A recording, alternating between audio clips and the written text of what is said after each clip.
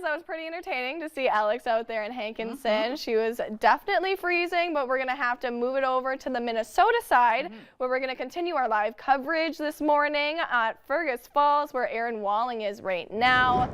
I believe that he's going to pop up here on our screen. Yeah. Good morning, Aaron. Good morning, guys. Now, we don't have Mount Everest here in Fergus Falls, but I did get to ride in that mountain of a snow truck right there, riding with the Minnesota Department of Transportation, getting a behind-the-scenes look of the conditions and what they deal with on the roadways as they try to keep it cleared and everything. But it was a blast just being able to get a behind-the-scenes look with them.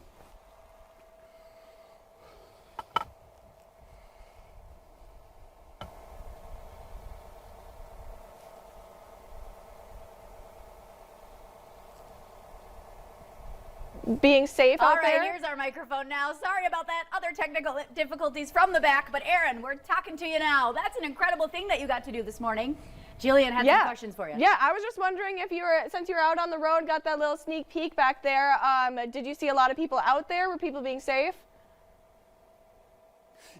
So there's a majority of people were being safe around the plows. We did not see anyone in the ditches, but the Department of Transportation is saying that there were some people that were blowing past the plows, and I can attest that there was about 3 or 4 that I saw that were going about 75 miles per hour on the roadways, just going past these plows. And while, yes, they said that it's cleared and there's no real issues in terms of ice, but if they hit a snowdrift when they're plowing, that creates a zero visibility. So if you're going really fast, that's going to cause a lot of issues. So they're asking people to slow down, especially when you're around the plows.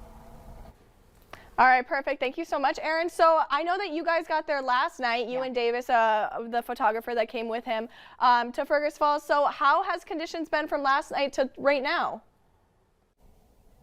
So yesterday we were dealing with some visibility issues on I-94, but thankfully for Davis and I, we were, we kept our distance in terms of other people around us, slowed down when we had to. Right now, though, it's just a lot more snow. It wasn't snowing yesterday when we were driving, but it's snowing now, and we're starting to see more and more visibility issues just because of that wind starting to pick up. But, what kept us company was some good old music, and my wife made some zucchini bread, so we had that on the roadways.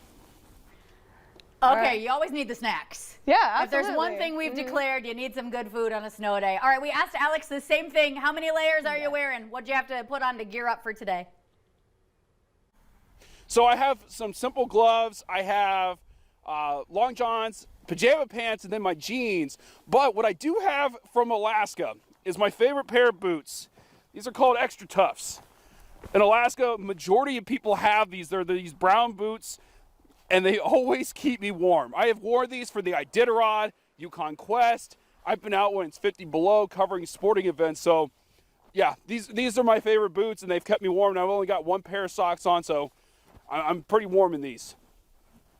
Okay, how have we forgotten that you're from Alaska? Yeah, for real. We're talking like we're tough. The man is from Alaska with his custom Alaskan boots. He's been to the Iditarod. He said you this were is born nothing. for this. Yeah, absolutely.